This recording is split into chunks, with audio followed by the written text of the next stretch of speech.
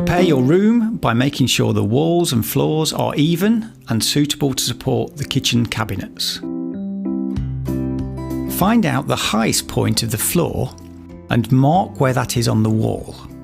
This will be the point from which to measure the correct level work height for the kitchen and will ensure that adjustments to the plinth won't be necessary later. To see if the walls are even, you can use a spirit level or the rail. If there is a gap, you will need to make the wall even before fixing the rail or the cabinets to the wall.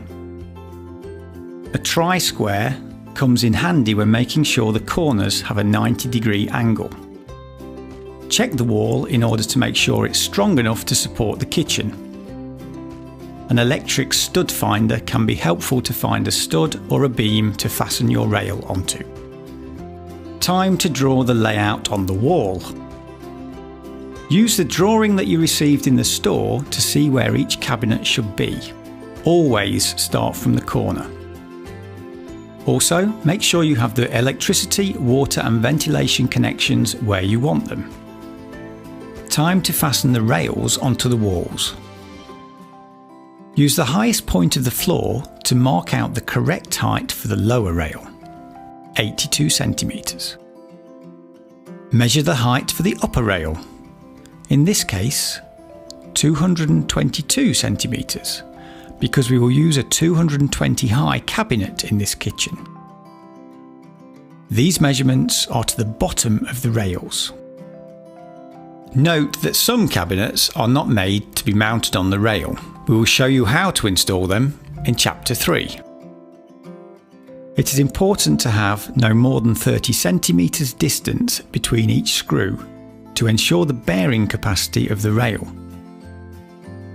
Use a flat bottom screw to fix the rail to the wall. It's important to make sure the fitting plate that comes with the rail is properly locked onto the screw. It should be horizontal so that you can adjust the height of the rail. As the wall is uneven in this case, we put spacers between the rail and wall.